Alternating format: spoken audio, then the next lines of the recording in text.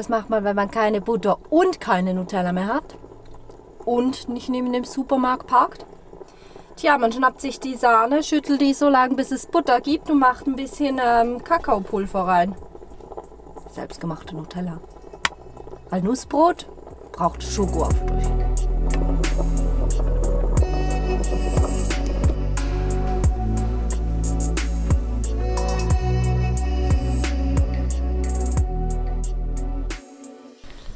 Einen wunderschönen guten Morgen, liebe Reisefreunde aus der Ukraine und einen wunderschönen guten Morgen zum vielleicht letzten Reisetag unserer Reise. Tja, was heißt das? Wir reisen weiter ins nächste Land und in diesem Land, da waren wir schon einmal. Sprich, irgendwie ist das der letzte offizielle sozusagen Reisetag. Wir filmen natürlich weiter alles wie gewohnt, aber schon ein bisschen ein komisches Gefühl, dass wir, ja, die Reise sich so langsam jetzt dem Ende zuneigt. Es ist Mitte September, die Sonne, die brennt hier in der Ukraine weiter voll vom Himmel. Es soll heute über 30 Grad werden. Ob das angenehm wird, um an der Grenze zu warten, keine Ahnung. Ihr werdet es erfahren. Heute geht es weiter an die Grenze ins nächste Land, aber erst einmal müssen wir hier oben aus dem Parkplatz kommen. Das ist nämlich gar nicht so einfach, bis wir gestern hier drin standen. Dafür ging eine ganz schöne Zeit und ganz schön viele Nerven. Wir hoffen, dass das heute Morgen besser geht, dass wir hier nicht abstürzen und ja, dass wir einfach ein weiterer wunderschöner Tag hier in der Ukraine erleben dürfen. Ja, kommt mit, es bleibt spannend, los geht's.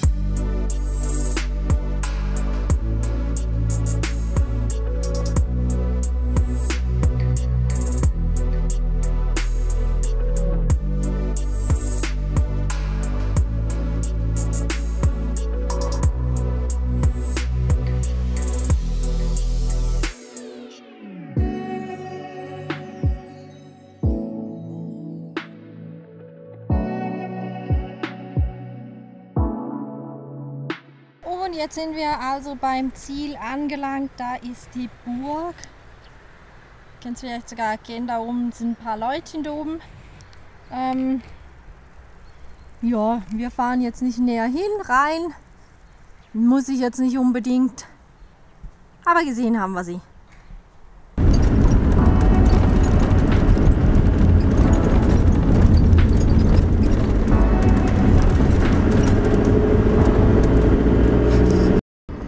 Seht ihr das da? Oh.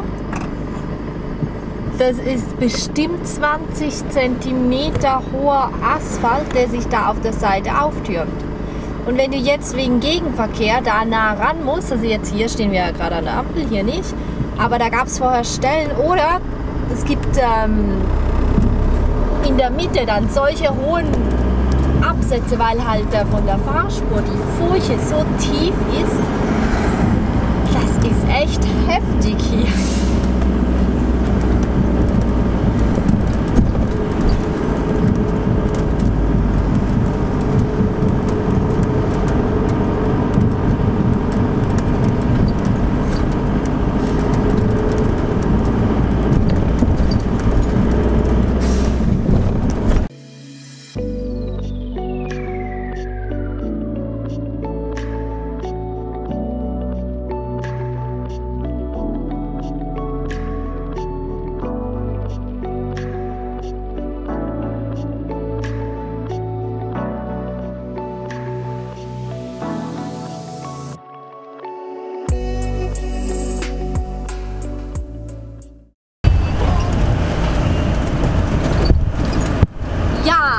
Wollten wir noch in ein Freilichtmuseum. Das ist mitten in dieser Stadt hier.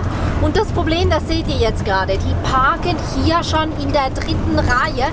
Die ganze Stadt ist komplett voller Autos. Ich hätte keinen Platz gesehen oder ich kann mir jetzt auch wirklich nicht vorstellen, dass wir hier irgendwo noch einen Platz zum Parken finden, der dann auch noch irgendwo unserem Sicherheitsbedürfnis entspricht, sodass wir Karl für ein paar Stunden allein lassen und uns mit gutem Gewissen in dieses Freilichtmuseum begeben. Naja, hat nicht ganz geklappt, hat irgendwie ganz oft nicht ganz geklappt hier in der Ukraine mit den Zielen, die ich herausgesucht habe. Es ist einfach echt ein anderes Land und ja, für uns war es das jetzt aus der Ukraine. Der letzte Spaß, der kommt jetzt noch zum Schluss. Mal schauen. Wir wissen noch nicht, wo es hingeht. Ich wollte nur sagen, mal schauen, wie gut wir jetzt über die Grenze kommen. Genau.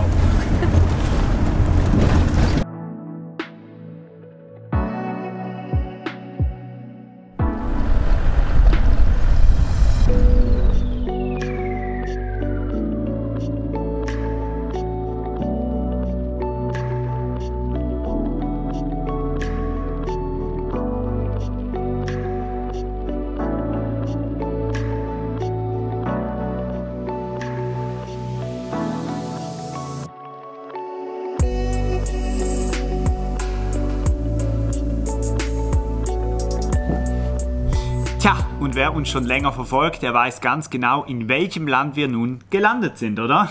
Wobei diese Scheune hier kennen Sie ja noch nicht, weil die kannten wir ja selber noch gar nicht. Stimmt, wir sind zurück in der Slowakei am gleichen Ort wie letztes Jahr auf dem Camping Sedliak Dvor. Und ja, hier haben wir uns ein bisschen verliebt in Land und Leute und vor allem auch in diesen Campingplatz. Wir durften letztes Jahr hier sogar einen Imagefilm drehen, den findet ihr unten in der Infobox. Das war unser erster Auftrag sozusagen. Und jetzt sind wir wieder hier. Weil, ja, ich meine, gibt hier neue Arbeit zu tun sozusagen. Die neue Halle, wir haben ein kleines Update gedreht und es ist einfach auch wunderschön. Es hat so viele Tiere. Ich durfte schon Babykaninchen streicheln, Babyhühner halten und es hat ganz viele sehr zahme Katzen, die sich sehr gerne auch mal schlafen legen auf meinem Bein. Ja, ich also bin im Paradies. Wir sind wirklich zurück in der Slowakei. Dieses Video dreht sich aber noch so ein bisschen um die Ukraine. Wir haben da auch ganz viele Fragen von euch bekommen, währenddem wir in der Ukraine sind. Aber vielleicht kannst du in dieser Zeit schon mal erzählen, wie es für dich war. Ich fand die Ukraine sehr spannend. Also mit Lemberg haben wir, glaube ich, nochmal eine Stadt besuchen dürfen. Sowas hatten wir schon sehr lange nicht mehr. Also für mich kann die Stadt definitiv mit zum Beispiel Istanbul mithalten oder mit Sarajevo. Also wirklich mit meinen Top-Städten. Es war so viel los, unglaublich ruhig und ich habe mich immer so wohl gefühlt. Außerhalb, die Ukrainer fand ich eigentlich immer sehr freundlich, auch wenn außerhalb die Sprachbarriere doch relativ hoch war. Es ist ein sehr armes Land und was man wirklich sagen muss, also die Strecke, die wir gefahren sind in den Westkarpaten, und das waren ziemlich die größten Straßen, die es gibt da unten, die sind so schlecht, also da würde ich aufgrund der Straßenverhältnisse wirklich nicht mehr hinfahren, weil das geht einfach aufs Auto, also es geht auf die Technik und das ist echt blöd. Aber ansonsten, also ich fand es sehr schön und wie gesagt, Lemberg, der Hammer. Also für mich war es eigentlich fast genau gleich, ich kann mich Steffi da nur anschließen. Reisen ist ja bekanntlich tödlich für Vorurteile und gegenüber der Ukraine hatten wir wieder sehr viele Vorurteile. Das kann man einfach nicht abschalten. Wir wurden extrem positiv überrascht, schon an der Grenze von sehr, sehr netten Grenzbeamten. Es war richtig cool und Lemberg, da waren wir definitiv nicht zum letzten Mal. Aber kommen wir zu euren Fragen. Da haben wir, wie offen, hilfsbereit und freundlich sind die Menschen dort? Das hast du ja eigentlich gerade gesagt. Genau, die sind wirklich total freundlich und auch wenn es mit der Verständigung manchmal echt schwierig ist, weil in Lemberg sprechen alle Englisch, selbst die Tante Emma, Ladenverkäuferin, aber außerhalb spricht halt kaum mehr jemand Englisch, ein bisschen Deutsch noch und das war's dann. Aber sie sind echt super freundlich und ich denke auch echt hilfsbereit, wenn du mal irgendwie was hast. Wie lange bleibt ihr dort? Das war eine Frage, währenddem wir im Land waren. Wir waren jetzt insgesamt 5 Tage, 5 Nächte in der Ukraine. Man könnte natürlich alleine in Lemberg 5 Nächte bleiben. Ja, und das Land ist ja noch viel größer. Ist riesig, genau. Wir hatten jetzt einfach aufgrund von Zeitdruck, wollten wir jetzt nicht noch tiefer reinfahren. Wir könnten noch Kiew machen, Tschernobyl, Odessa also da gibt's und noch so weiter. So viel.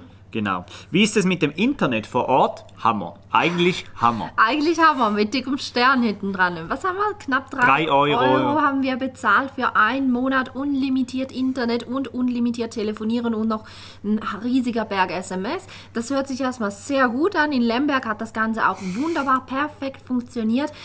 Kaum waren wir draußen, war der Empfang quasi weg. Also wir waren sehr oft nur noch mit E-Netz oder gar keinem Empfang mehr. Und erst wenn man sich wirklich wieder in einem Stadtzentrum befindet, gibt es so vielleicht H+.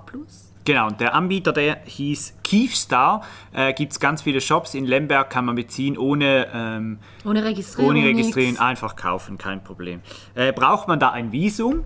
Nein. Nein, braucht man nicht. Noch nicht vielleicht? Nee. Ja, nein, ich glaube, das belassen, also wer weiß. Auf jeden Fall an der Grenze mussten wir halt ziemlich oft die Pässe zeigen und wir mussten an der Grenze auch eine 2 Euro Gebühr bezahlen. Obwohl wir jetzt gehört haben, dass das nicht alle bezahlen müssen. Freunde von uns sind jetzt auch gerade rübergefahren, weil wir rübergefahren sind, die mussten die Gebühr nicht bezahlen. Aber alles zur Gebühr, das haben wir schon im ersten Video erzählt.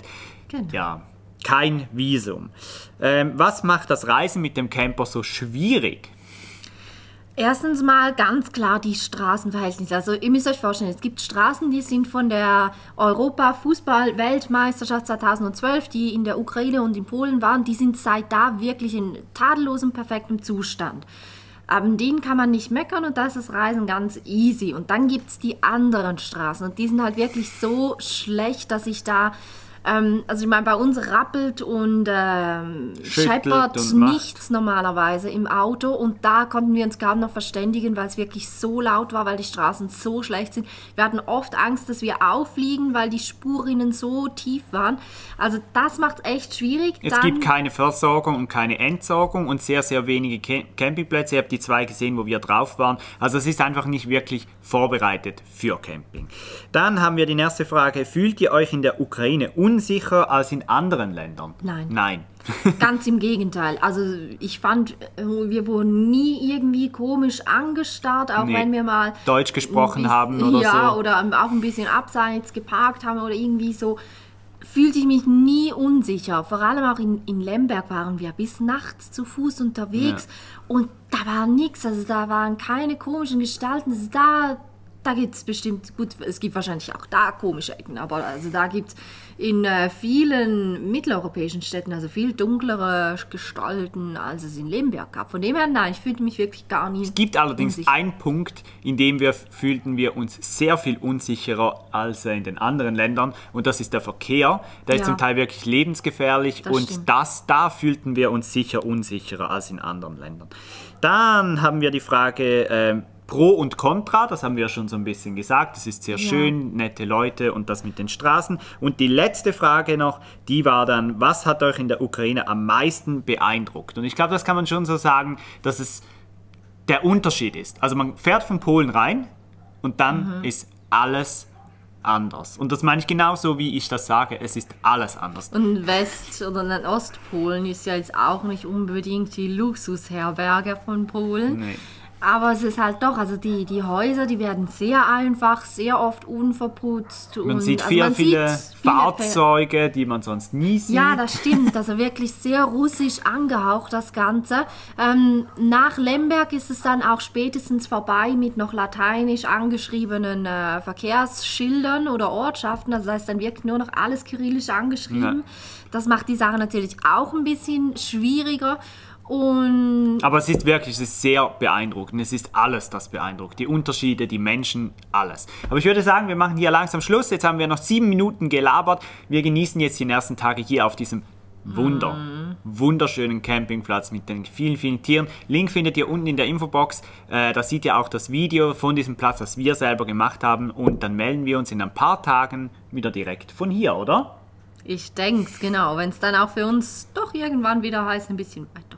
Genau, wenn euch das Video gefallen hat oder ihr noch weitere Fragen habt, unten in die Kommentare oder Daumen nach oben. Den hole ich sogar einmal noch raus. Es hat ein bisschen abgekühlt. Bis zum nächsten Mal. Tschüss.